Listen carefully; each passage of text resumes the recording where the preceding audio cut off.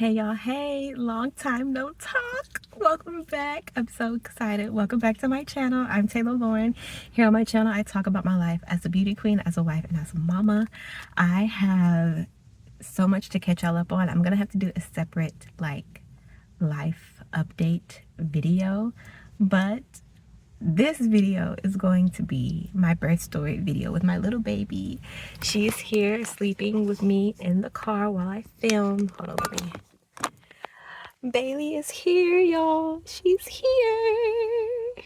She's sleeping. We are out in the yard trying to sell some gift baskets, my new little creative side hustle outlet. We'll talk about that in the life update video. This is all about the birth story. So if you want to hear more, keep watching.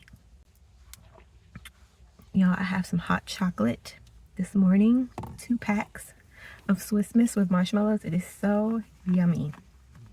So I'm glad that I'm filming this earlier. Y'all, I did not tell y'all about Blair's birth story until like 1 year postpartum. I am approaching 3 months postpartum at the filming of this video with Bales. I'm not sure if y'all can hear her snoring. It's so cute. So let's get started. So first of all, y'all, with this pregnancy, I'm also going to do a separate video of things that were different between the 2 pregnancies with the girls. I'm trying to compartmentalize so this video isn't too long, but with Bailey, I was pregnant for 40 weeks and 4 days. I went over my due date. My due date was August 24th. Bailey was born August 28th. I had an induction date set for August 31st on my mother's birthday. Who is calling me right now? Hold on.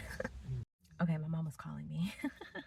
We are hosting, Corey and I are hosting Thanksgiving at our house this year. So we have to talk about some logistics. But anywho, so yes, I had an induction date set for August 31st, which is actually my mom's birthday. I'm so glad that I did not have to get induced. That was not a desire of mine at all. But y'all, I was so over being pregnant. I was pregnant with Blair 39 weeks, 5 days. So didn't quite get to 40 weeks with Blair, but we were almost there.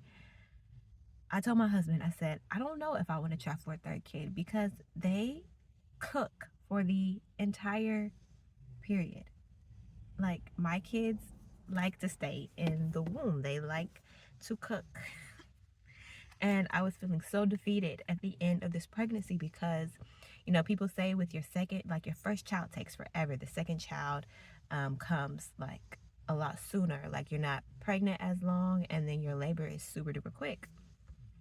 And I was taking Pure Barre for the entirety of my pregnancy. I had, by the time we got pregnant with Bailey, around Christmas of last year, I had already been taking Pure Barre since the top of the year, since February of 2024, around my birthday. And we got pregnant with Bales around Christmas of 2024 and delivered her August 2025. So, you know, I was like, okay, this labor is gonna be quick and fast. I've been taking Pure Barre once a week for the past year. I was literally expecting her to come between 37 and 36 weeks. Once I got past 38 weeks, I was feeling I was over it. I was feeling so defeated. And I was like, why are you still in here? But I have just come to terms that all of my babies like to cook for as long as possible, which I'm not mad at because I feel like my husband and I have really beautiful children. And I just tell myself, you know, they're in there getting all of the nutrients, getting their beauty rest, all the things. But yeah, I was feeling really defeated. And at some point, I'm looking at my calendar here because I had marked all of this. At some point, I think it was the week before, I think somewhere between August 11th and 19th. It was one of those Mondays. I can't remember if it was the 11th or the 18th. There was a Sunday night going into Monday morning because Corey took off. He started his leave, his parental leave early. I started contracting and they were picking up. And then they just stopped. And I was like, oh my goodness. Like, it was so crazy. And I was feeling so defeated. And we were like, okay, well, Corey just went ahead and took off for the week because he's like, maybe they'll pick back up. Maybe she'll come later this week. It had to be the week of the 11th, I believe. And I was so over it. I was so over it. That was like the 38-week mark. So first and foremost, I was pregnant for a very long time here. When my labor started, so my mom had been staying with us for the entire week of August. She rearranged her schedule, took time off from her senior citizen life. She canceled all of her line dancing classes and her water aerobics and, her shopping trips and brunches with her girlfriends and everything. And just stayed the whole month of August with us. So the first week of August, she came. And she came that early because I'm thinking, because this is my second baby, that Bailey will come before the due date. That she'll come between like 37, 38 weeks, somewhere in that mark. So we go past my due date. My mom is still here. She ended up staying for the whole month of September too, essentially. But my mom was already here. So the evening of the 27th, which was Wednesday, August 27th, I was just feeling defeated. Corey was working late. And so me and my mom and Blair just went out to dinner. We went to a local pizza spot that we really like around like 6 o'clock. We're eating and, I'm just stuffing my face, eating my feelings. So I'm like, this baby is not going to come. I'm going to have to be induced this weekend. Let me just eat my face out. Okay. And I am feeling like crampy and gassy. I'm okay, maybe I'm just eating too much. Maybe it's the pepperoni. So I keep eating and I find myself like adjusting in my seat and like having the desire to like, go to the bathroom or whatever. So we get home, the night goes on. I get Blair in the bath. You know, get myself, starting to wind down and everything. And so 8 o'clock, is getting around. I've put Blair to bed and I'm still feeling like these cramps. And Corey also isn't home yet. And so they're like they're picking up, y'all. And I'm just, at this point, I'm kind of in denial. I'm not believing it that labor has started because I'm just like, it's been so long. And 2 weeks ago, I started contracting and then it stopped. And so I'm not gonna believe it until I like actually feel something strong. Another hour goes by, 9 o'clock. That's when I'm like, okay, I think I'm in labor.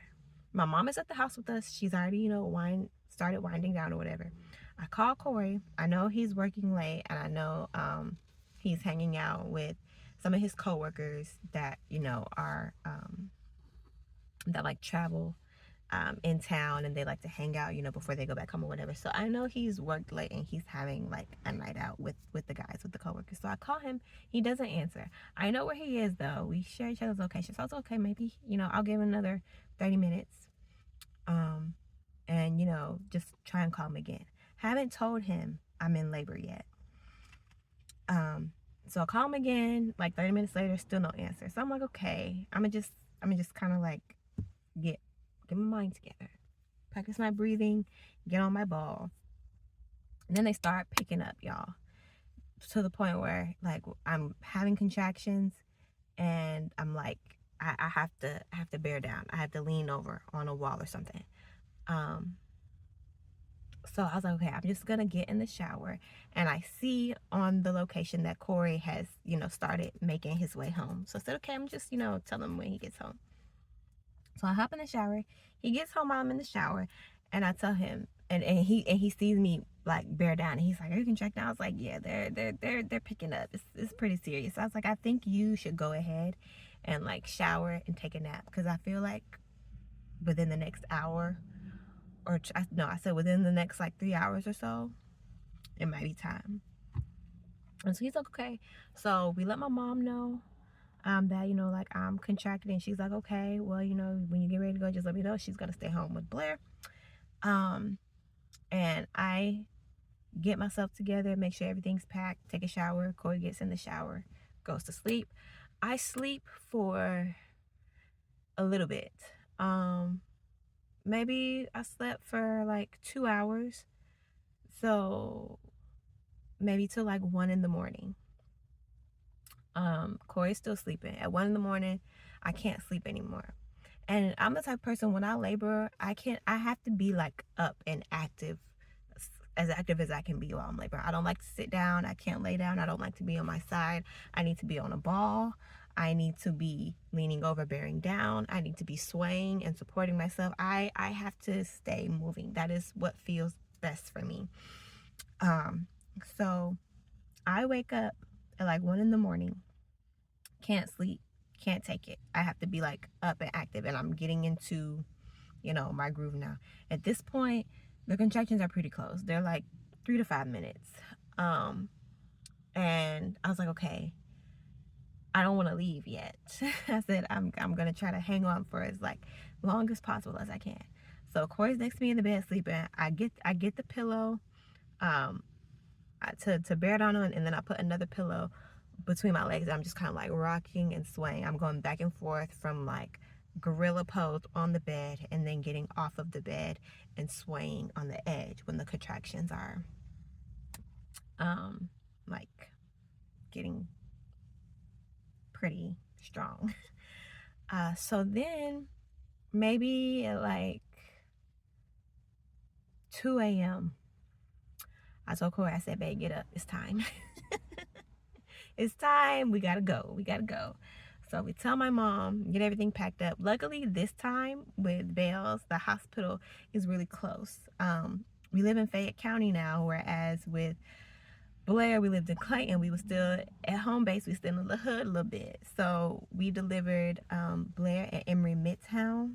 Used to be Emory Crawford Long downtown, and we had a great experience there. But with Bailey, we say Blair is our Atlanta baby, and Bailey is our suburban baby because we had her in the suburbs. So we drove down to the hospital. We delivered at Piedmont Fayette. Had a great experience, a wonderful experience at both hospitals. So it's very close to us, not even a 10-minute drive. So we left the house probably like 2:15. Drove to the hospital. By the time we got checked in to ER and triage, it was like 2:45. So it didn't take long at all. They got us up there straight away. Checked in with the insurance and everything. When we first went to triage, the lady was like, do you need a wheelchair? I was like, no, I need to walk. I need to be moving. I need to be doing something. She was like, well, it's a bit of a walk up to labor and delivery. So she let me labor through a few contractions in the emergency room.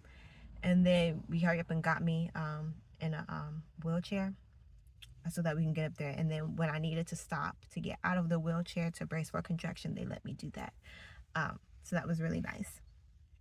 So we got up there, got up to triage.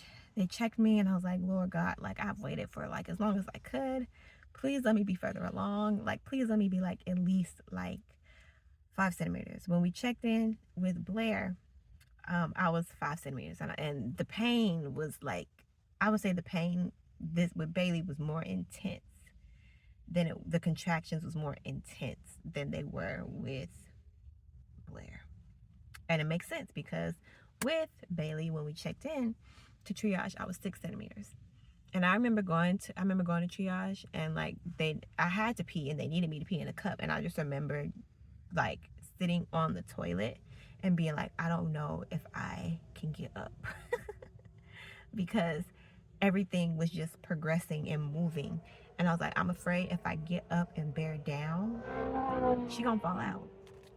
I just remember it being like that intense.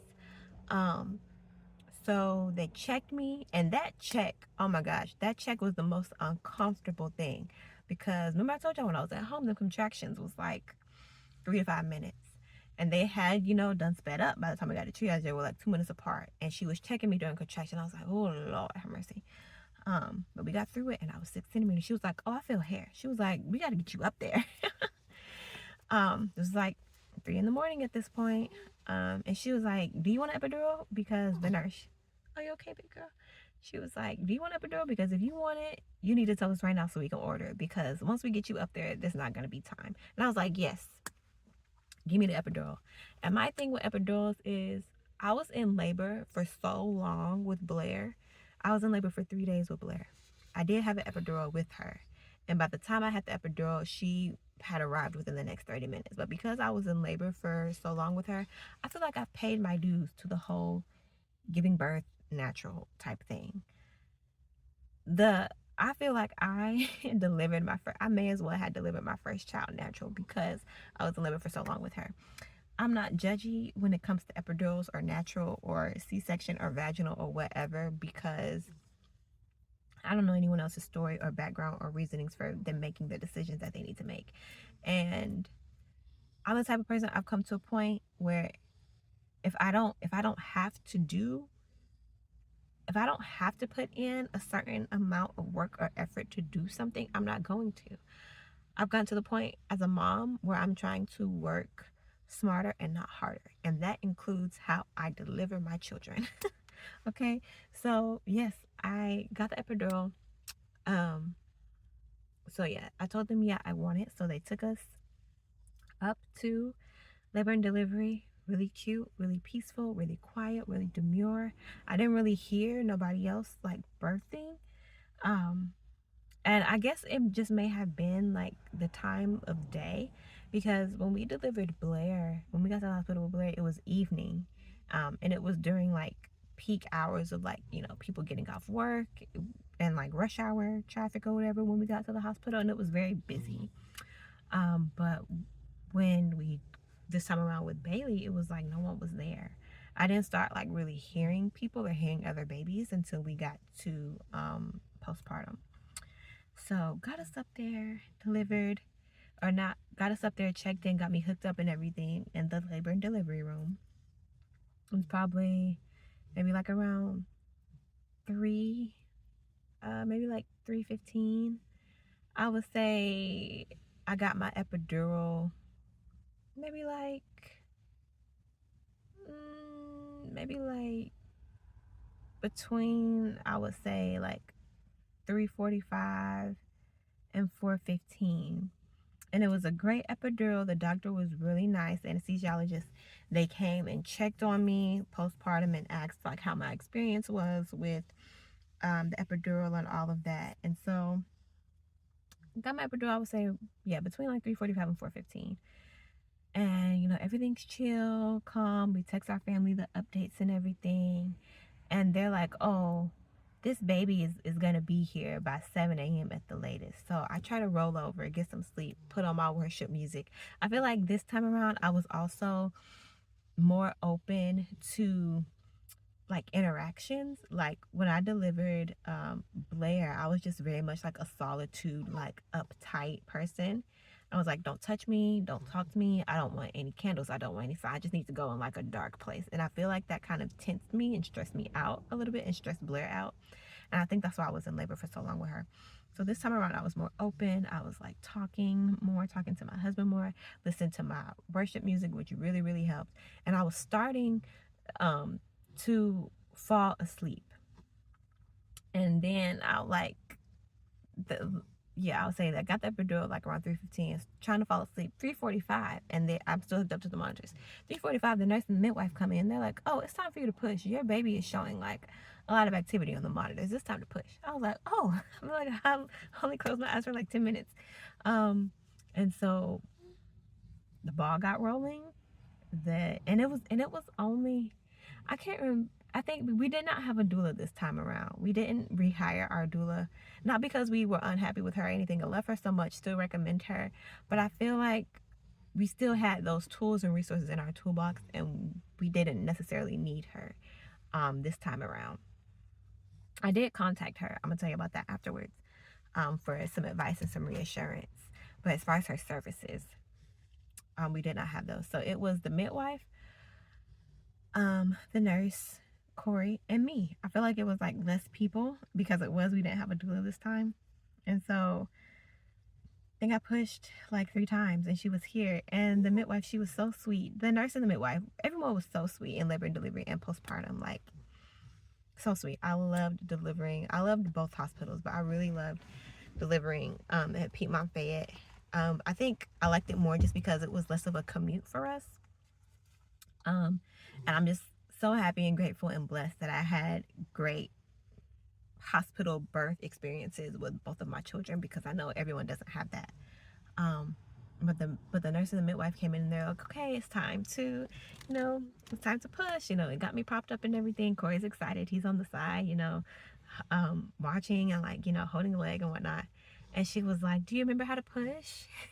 And it just made me giggle. And I was like, yeah, I just thought it was so sweet. I thought it was just so sweet and compassionate of her to ask if I remembered, and her being willing to coach me through it.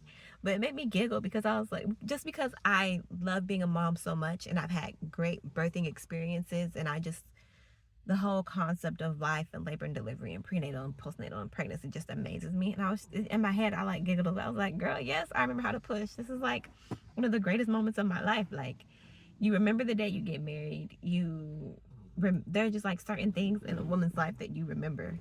And like some things are just like muscle memory. Like pushing my children out is muscle memory. Breastfeeding is muscle memory. Like those are not things that I need help with. But I just thought it was so sweet and considerate of her to ask. And I was like, yeah, I remember. And she's like, okay, let's prop you up. And I think I may have pushed like 3 times and she was here. And no tears, y'all. No tears.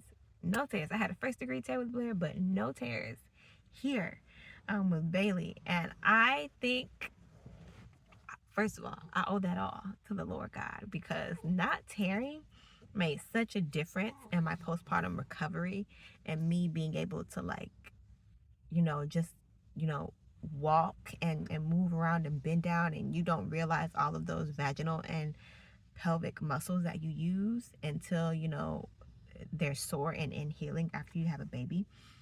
So it really made a difference in my recovery. So no tears. So I think outside of the Lord God, two things that help with that is me literally going to Pure Barre every week for the past like year and a half, almost 2 years now. Because in Pure Barre we do a lot of pelvic floor, lower ab support exercises, a lot of tucking of the pelvis and all of that. And I think that really, really, really, truly helped. Second thing, me and my husband knowed each other and were intimate with each other at least once a week for the entirety of my pregnancy up until I was 39 weeks. Okay, we were knowing each other every week, at least once a week. And I think that really helped. I wanted a little like perineal massager wand, but I just wasn't able to get it. I just didn't get it. But be intimate with your man, with your husband when you are pregnant. Just like make it a goal once a week, because that togetherness is helping to stretch your perineal area, and make it limber and work it out so the baby's head can come through, and you'll have I'm trying to say this without being too graphic. You'll have less of a chance of tearing. I think those two things really help me not tear. Working out every week, and not just working out every week, but doing like Pure Barre or Pilates, something that involves your pelvic floor, involves you staying flexible and limber, a whole full body low cardio workout, and then knowing your husband at least once a week for the entirety of your pregnancy. I did not tear, and I truly believe it's because of those two things. So that was great. We got to the postpartum room. And Bailey was born at like 5:01. So I had my epidural at like maybe between 3:45, 4:15. Started pushing maybe like at 4:45-ish, and she popped out at 5:01. So that's the timeline for you. So altogether, I would say Corey counts labor from like when it starts like actually picking up So that was like 10 p.m. So 10, 11, 12, 1, 2, 3, 4, 5. That's like 7 hours of labor. But I count from the time I start feeling contractions, which was like at 6:30 p.m. So from 6:30 p.m. to like 5 a.m. is like 11 hours of labor. So which I feel like anything 18 hours and under is a fast labor. But that's just me. So yeah, y'all, and then we got to the postpartum room, and they did all of like her checkups and her bath and everything at the 24-hour mark. So yeah, we were in the postpartum room by like 7 a.m. and relaxed for the whole day. Corey went out and got us food. The nurses are checking in on us. We gave the nurses their gift basket. I do that for every child that we've had. And yeah, and then the next morning at 5 a.m. they came and got her, which was new for me. But they had us secured up, y'all. We had the security tags and the armbands and everything, and they came and wheeled Bells out for like all of her appointments and her baths and things. I didn't mind them giving her a bath. Blair had a bath at the hospital because she had meconium in her water, and I was like, yeah, like may as well do it here too. I don't mind. And that was new to me because when we had Blair, they did everything in the room with us. But at this hospital, or I guess just because it's a 4-year gap since we've had our first child, I don't know. They wheeled her out and brought her back, and that made me a little nervous. But every time they took her out and brought her back, they checked the security tags. They're like, you want to double check, make sure it's your baby, yada yada yada. So I appreciated that. And then yeah, so yeah, I think the 28th was a Thursday that she was born. And then the 29th, we were released back home by like 5 p.m. 5 p.m. at the latest. I think it was probably around like 3 or so. But 24 hours discharged a little after 24 hours because she was born at like 5 a.m. And that was the same thing with Blair too. We were discharged within 24 hours of delivery. And yeah, it's been blissful. It's been great. It has been an adjustment, just implementing like breastfeeding back again into my life, having an older child, having a toddler already. But it's been good, and I'm blessed, and it's been an amazing journey being back in like the newborn churches and being a mom of a little again. And yeah, y'all, that's the birth story. I'm trying to think if there's anything I forgot. Yeah, and the postpartum recovery has been good. And honestly, like the day I've been healing really great, but I also feel like not tearing has been a big part of my healing. And y'all, I've still been like out, and I think like 2 days after I had Bells, I was driving again because one, I had to take her to the doctor, and then I think like Blair had like an appointment, or we had to go to like speech therapy or something. And I will say, I have learned, I'm really grateful for how I have taken care of my body over the years, even before pregnancy, because I will say being a new mom again has shown me that like life can't stop for my older child. Like life can't stop for Blair. And I'm a stay-at-home mom. She still has activities that she needs to get to. So I'm happy that I was feeling well enough to drive like 2 days after giving birth and all of this stuff. Not something that I would recommend for a first-time mom, but the more kids that you have, you just have to kind of like implement the youngest one into the schedule, into life. If you are healthy enough to do so. We had a great birth, didn't have any complications. So I was feeling up to it. I was feeling fine, and I was like, I'm just gonna listen to my body And if I'm feeling away, then I'll just have to, take a step back and ask for support. But I felt fine to drive and to get Blair to her activities and everything within like 2 days of having Bailey. I think I even had to like run out that evening. We got home like around 3. I think I had to run out that evening, like around 6 or 7, to the pharmacy for my medication, because no one could pick it up for me. It was one of those prescriptions where it was for, what was it for? It was for like preeclampsia or something. And my doctor put it on the prescription that it could only be released to me. So like my mom or Corey couldn't go get it. And I was preeclamptic like a few hours after delivery. And I had to do a blood pressure log for 24 hours. But after like Bailey was born at like 5 a.m., I would say by like 3 p.m. that day, my blood pressure was back to normal. I think just because the birth was just so intense and so fast, my my blood pressure was high. So they had me monitored for like preeclampsia. But outside of that, everything was fine.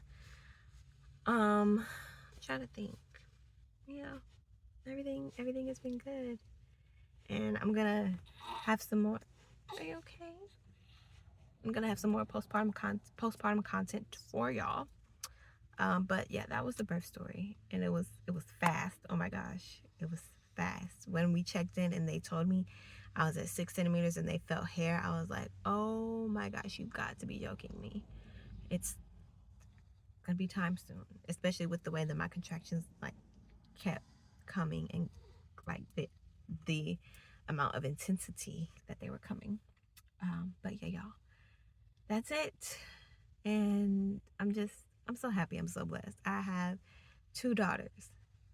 I've always wanted to be a mom. I've always wanted to have a daughter, but never did I think that I would be blessed with 2, the 2 girls. Girl mom times 2. Everything I ever could have wanted. So yeah, I'll see y'all in the next video.